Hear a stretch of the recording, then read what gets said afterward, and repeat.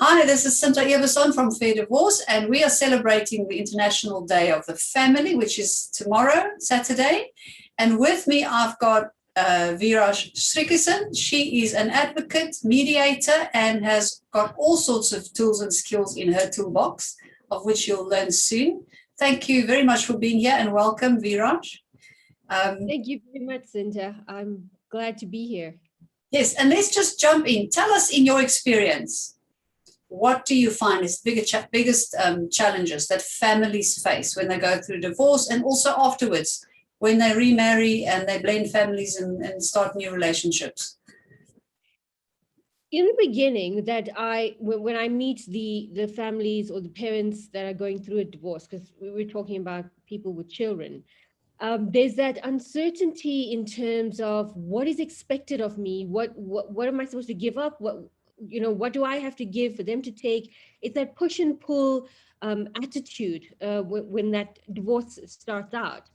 And that is a challenge to get people, and eventually they do understand that it's actually an end of a relationship and the beginning of a new life. So you get to work with them to collaborate and say, okay, we're ending this relationship. How do we end it so that when we move on, we don't have any residual negativity, bad feelings? And when it comes to the extended family, the extended family needs to understand that this is their experience. They're not experiencing it through the eyes of someone else who has been divorced. This is their sole circumstances and experience. So it cannot be influenced because someone else had a bad time or treated badly when it came to their divorce. Allow the couple that's divorcing to go through the process according to what they are experiencing. And then on the other side of that, post divorce, and if you do it in this collaborative space of moving forward and looking towards the future, if you had a divorce that was full of tension, full of animosity, you're going to carry that in your future relationships and in your future relationships that involve the co-parent. What you don't want is to carry that negativity coming from your friends, your family, into every discussion and every gathering you're at. So for me, it's the challenge is getting people to understand it doesn't need to be negative, full of animosity, hate, bitterness. It doesn't need to be that way. I find often people say that everybody in the family and their friends and even colleagues have something to say or some advice to give based on, like you also said, their own experience of a divorce or stories that they've heard. And it's often overwhelming for these new people who are just going through a divorce now to hear all this information, and everybody wants to tell them how to do it. So I like what you're saying.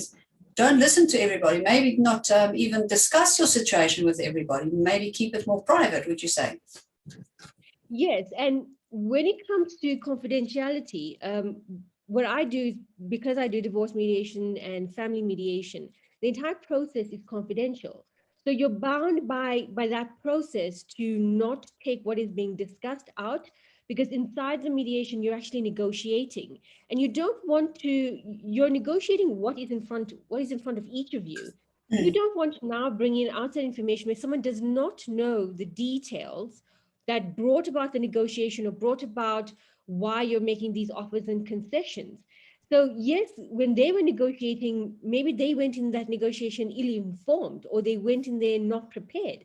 However, when you're doing it this way, in a mediated environment, in a collaborative environment, the person that is you're with, the mediator, the facilitator, or whomever is moving that discussion forward, will tell you, whomever it is, Mr. or Mrs., this is what you need to understand in terms of your circumstances and how it applies to your children. Now, yes, other people will bring in their experiences. It's okay if someone tells you, listen, when I did mine, I did not know what I was doing and I was influenced badly. Don't go that route. That's okay. When the feedback from other people pushes you in the right direction and gives you guidance. But where someone is giving you feedback that is just turning everything you're working so hard on upside down, then you really need to listen to them, not to bring fear in within yourself, but to say, thank you, it doesn't apply to me. And it goes without saying, actually, is that keeping it private includes not discussing the stuff with your children, obviously depending on their age. And if they are older, there might be things you discuss with them, and it has to be in an age-appropriate manner. Would you like to say something about that? Well, it's kind of twofold on that one, because we are mandated to listen to the voice of the child. Mhm. So the child will become privy to the content of a parenting plan or a parenting agreement at some point, of course, depending on the age and maturity and development of the child. So where that discussion gets a bit distorted is when the child becomes a sounding board for decision making, and becomes a messenger between parents, in terms of if the parents are not getting along, and the child is then chosen as the messenger to tell your parent this, and tell your parents that, or I want this and I want that, and make them give it to me. Then that's destructive, and you don't want the child being included in a conversation where it doesn't give the child an understanding that you're still the child. You may have an influence of the decisions we make. However, we will make the decisions in your best interest. Yes. So children need to be protected from any animosity between the parents in that sense. As the parenting plan develops and as the parents put together their decisions, the child will become privy to the contents of it, either through a voice of the child interview, if the mediator is skilled enough, or the psychologist is skilled enough, or the person that they're having the interview is skilled enough to give to them the contents of the parenting plan. Say, this is what your parents have decided. Is there anything in there that maybe you want to just give some objectivity to, in terms of it may work, it may not work, or I'd like to add on to that. However, the final decision lies with the parents. The child's voice is an objective criteria to just have an understanding that the child also knows that this is what's happening. And also, it's the parent's responsibility to ensure that the child is aware that there is going to be a separation, or they're going to be living from different homes, or moving about. It's nice to know. It's nice to give them that certainty and calmness that we got this under control, and we're not going to do anything that's going to affect you negatively. Yes, and it's assuring for children to just know on a day-to-day basis how the change of status quo is going to affect their functioning and their daily living and their activities and that sort of stuff. To know what parent is going to take care of, have which responsibilities and when and how it's going to play out. But as far as the conflict between the parties is concerned, or the reasons for the divorce, that's a whole different thing and should not be discussed with the children. It shouldn't, because in the end, children are 50% of each parent. So if you're going to speak negatively and blame and shame the other parent, you're in effect blaming and shaming 50% of who that child is. So you don't know that impact of what you're saying to the child is going to have, and the effect it's going to have on the child. But as a parent, put yourself in the child's shoes. Would you want someone to speak to you this way? You didn't cause this. You didn't bring this upon the family. Why are you dumping it on me? You're the adult. Deal with it. So for me, it's those kinds of conversations. Have your adult friends, have your therapist, have your own psychologist that you go and offload on, and leave your children out of it. Very important that in any member of the family who needs some psychological support of any kind, that they get that in the process. So it's important to determine those needs early on in the process. But I want to ask you, because there are children who feel that they don't want to be involved in the divorce process. They don't want to know anything about it. They just want their parents to sort it out. And then there are those who take quite an interest in what's going on and the reasons why, and they want to know what's going on. How would you respond to that? So in terms of children who don't want to know anything, that's okay. All they want to know is who's picking me up, where am I going to be living. They just want to know the facts behind all of it. And that's what the Voice of the Child interview will do. You'll give them the facts. Children who become involved in understanding the breakdown and understanding why is this happening, they are probably more sensitive to where do I stand in all of this? What's going to happen to me? And it's either because a lot of information is being withheld from them, and there's no sense of comfort or understanding that you're going to be taken care of. There's no, they need that sense of in terms of certainty. So where there's a basic human needs, and we have lots of we have basic needs of understanding our affiliation, so our relationship with people, our status in the family, and one of that is certainty. Is give me details so I know I'm going to be taken care of. I understand that I'm still going to go to school, because chances are just before that breakdown there was chaos and nothing was actually their lives were chaos, because parents were fighting to take who's taking me to school. They would get late. They were not sure what they were wearing. They went unprepared to school. So they may want to know how is this having an impact on me, and what do I need to prepare myself for as we go through this process.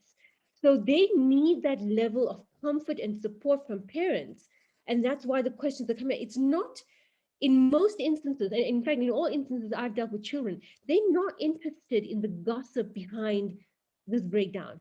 They are more interested in how is it going to affect me, and how do I protect myself so that I'm not, my life is not disrupted to an extent where I have no control over it.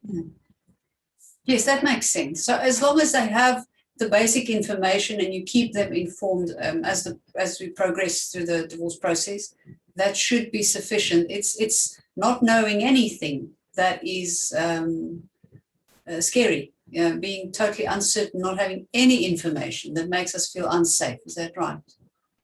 Yes, and if you think about it, even as an adult, if you're just put in a situation and you're not told any information, and all you see is chaos and uncertainty, and one moment you're sitting in a chair watching a television show, and the next moment you're just dragged out of the house and you're not sure where you're going, how would you feel? Yes. And I think that's a sign of respect to your children as well, is that we respect that you need to know times, you need to be on schedule, we need to respect your time. Mm. Yeah, that's very well said. We need to be mindful that we need to respect our children as adults as well. It's not only expecting respect from them, we need to respect them in return, or probably in the first place.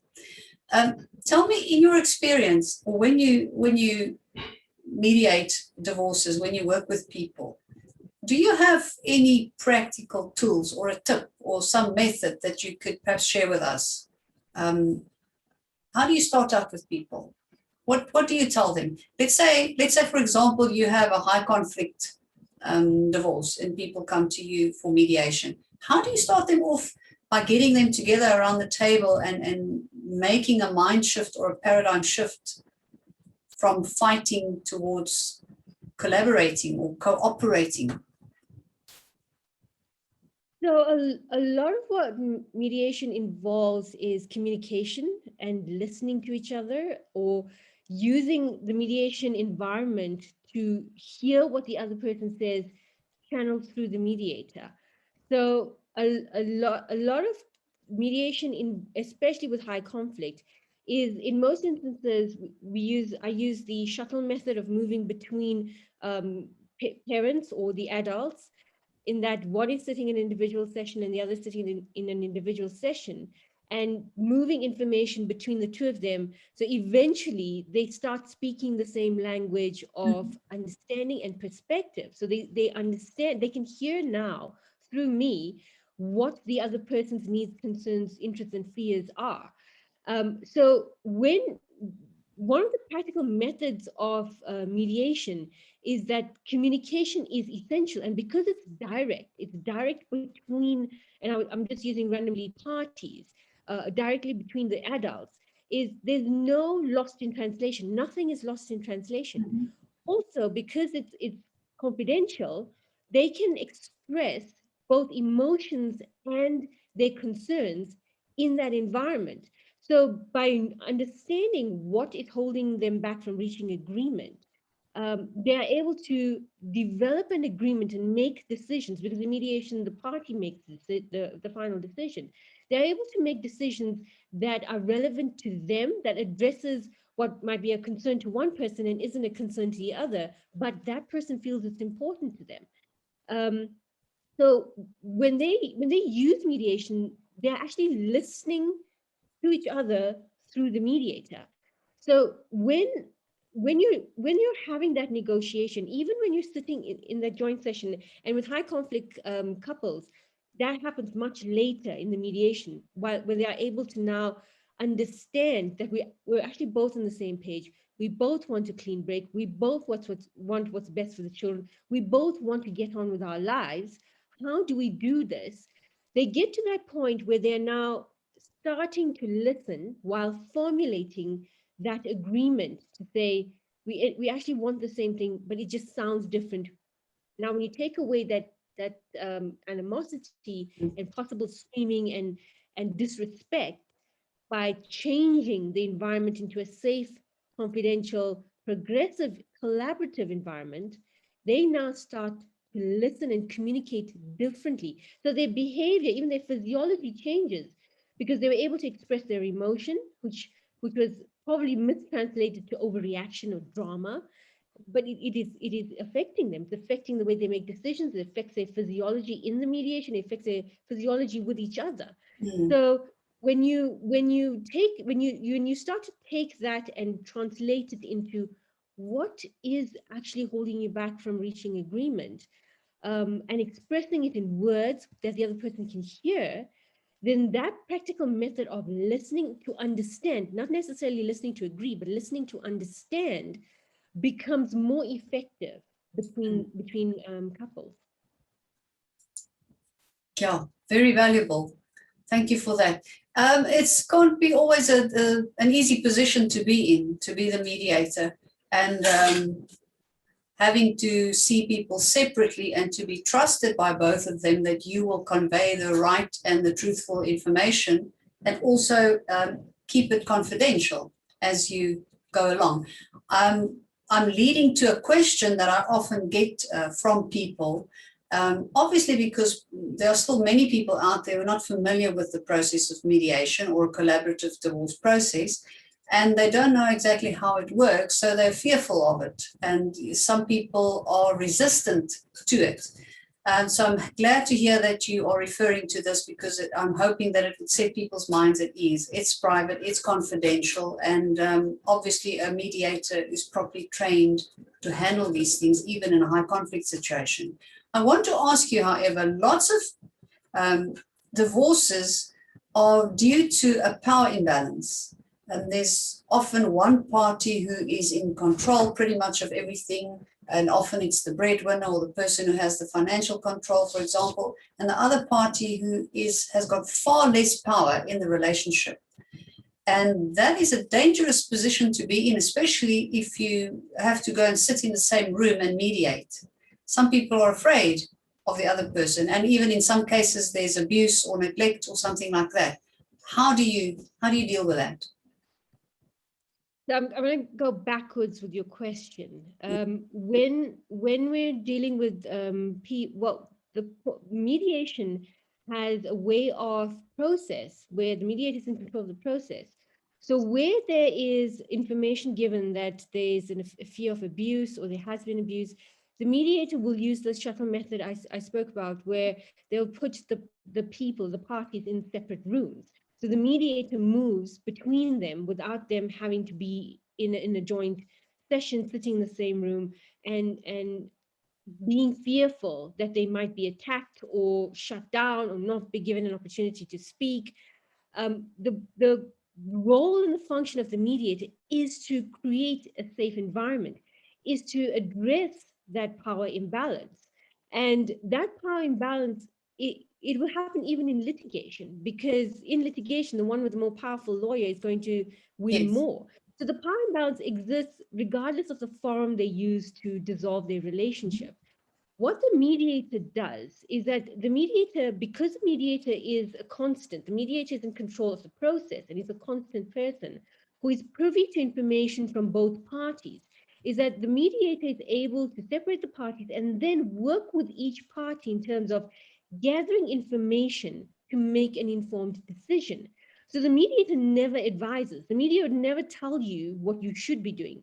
The mediator will give you information. So if in my instance, where I'm a legal mediator, I've got a background in law, whatever legal information that is necessary for both of them to know in terms of their particular dispute or issue, they would both get that information. So it's not about me not being a good enough lawyer and the other person having a very good lawyer. The mediator is constant. So the information you both get is the same. Now, Yes. what you do with that information is important, because the mediator will tell you to please go prepare whatever you're going to offer or whatever you're going to reject or whatever you're going to concede on as homework.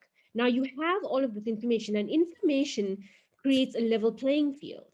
So it addresses that power imbalance by ensuring that each party makes an informed, realistic decision, because both of them, in the end, before they commit, before it is cast in stone, should try, and mediator should allow them to reality test if that decision or that option you put forward is actually going to be carried out. So there's that in that instance of leveling the playing field in terms of information gathering, exploring, testing, understanding your alternatives. Do you have alternatives outside the mediation? Where if you don't reach a mediated agreement, what are the alternatives? Where do you go? What's the next step? So that is even tested in mediation. The other part to that is where you spoke about people being fearful to speak up where they've been silenced.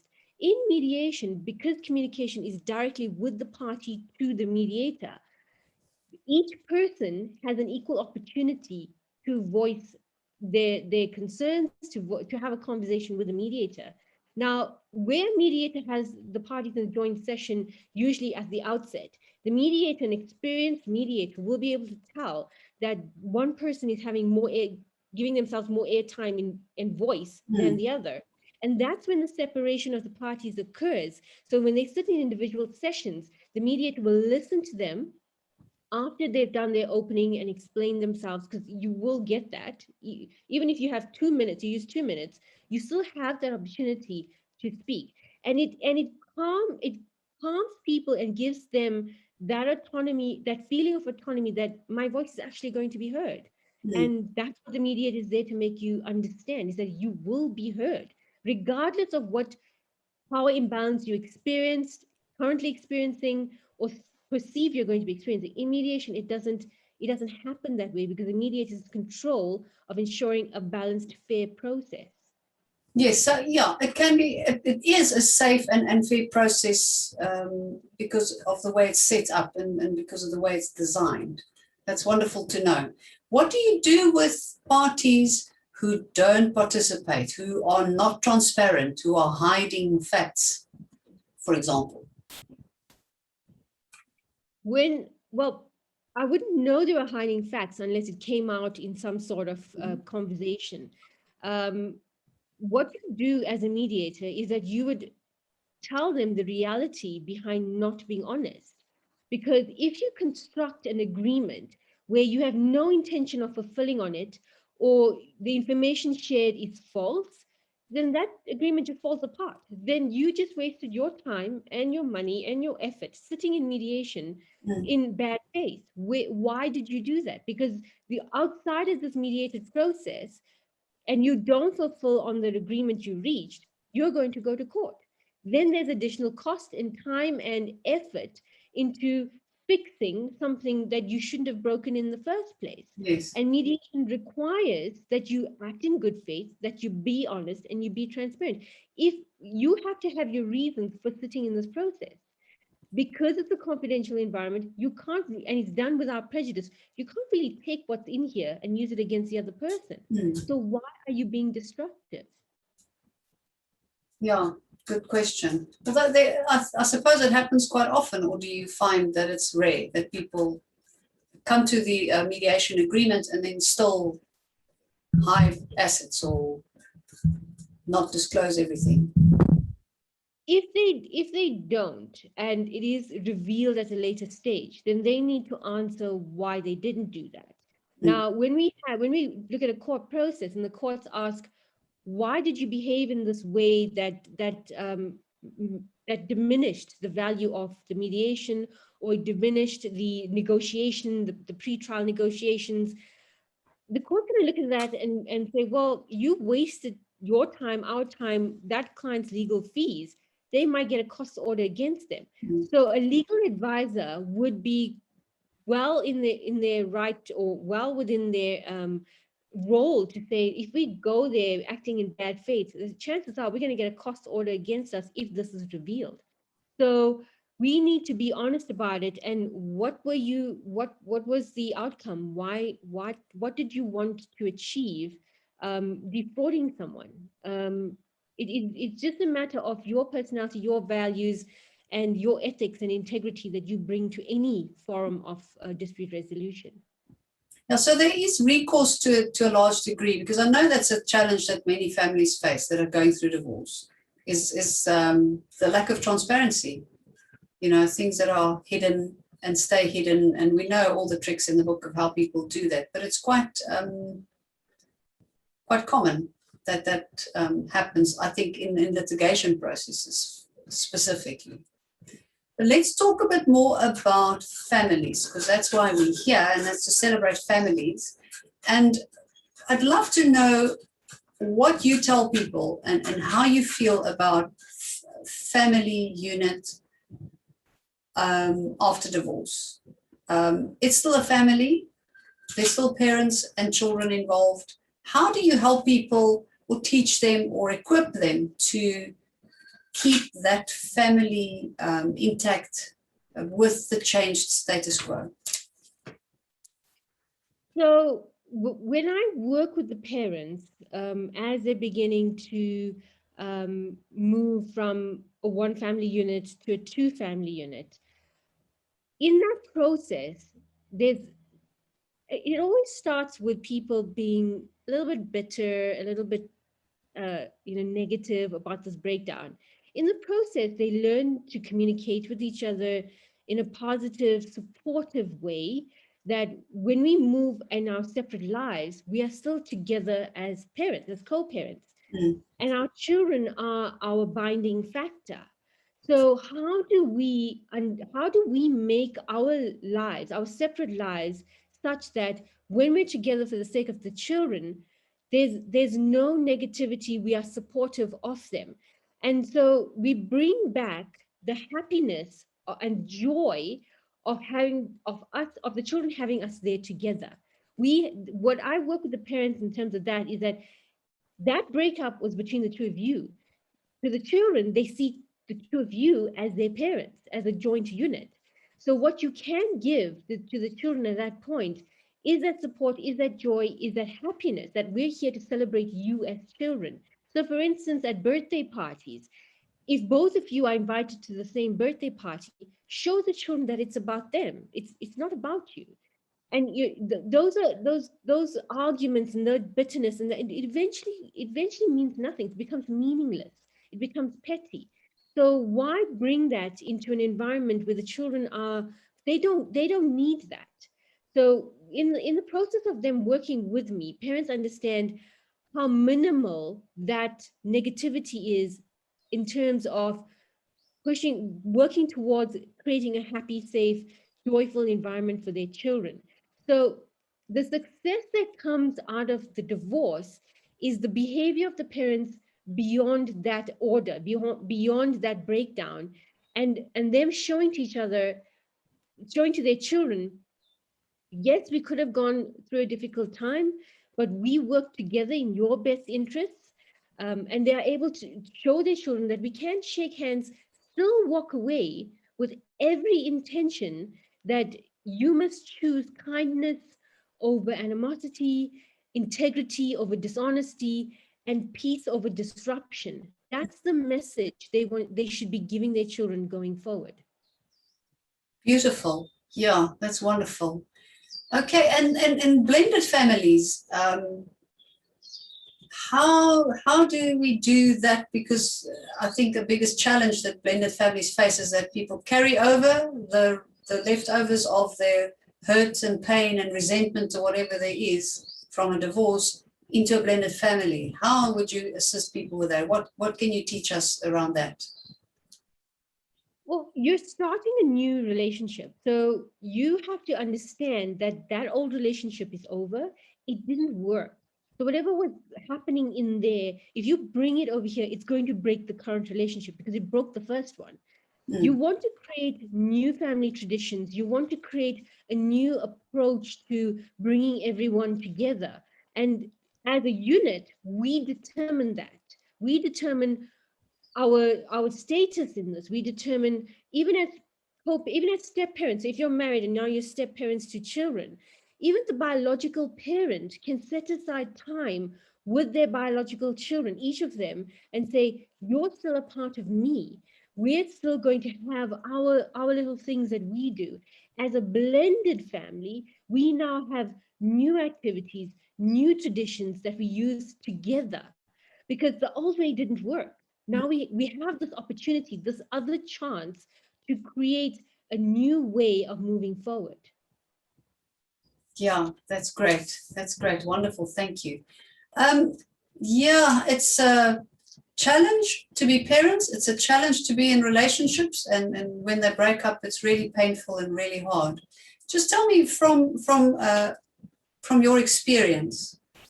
I know you can't share any specific stories because we need to respect everybody's privacy. But maybe in general, can you maybe share some inspiring breakthroughs or real successes that people have achieved that you've been a part of, that you've witnessed?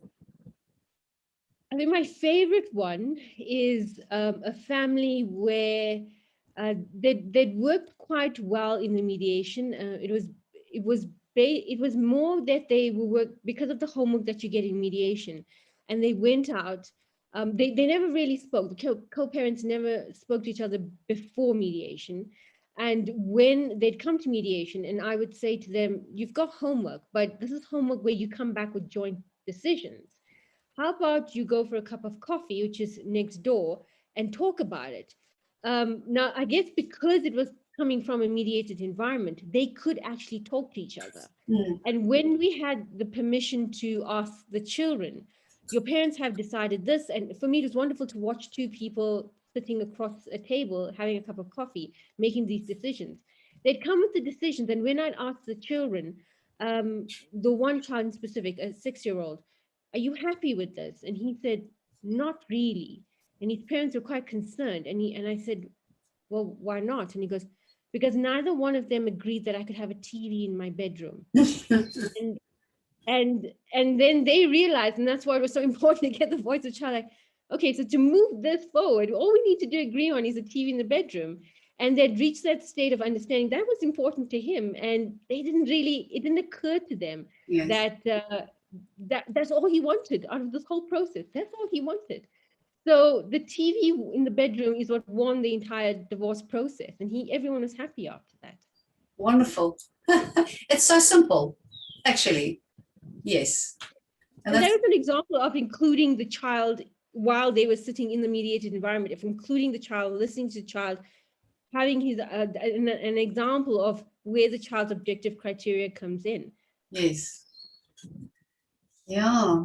And obviously, it's age appropriate, and many of us would not put a TV in the room, but the principle of listening and learning what the needs are is what it's all about. That's wonderful. Yeah. Well, thank you so much for your time, and thank you for participating. I look forward to doing some more interviews with you, so I'll be in touch soon. And in the meantime, keep up the good work.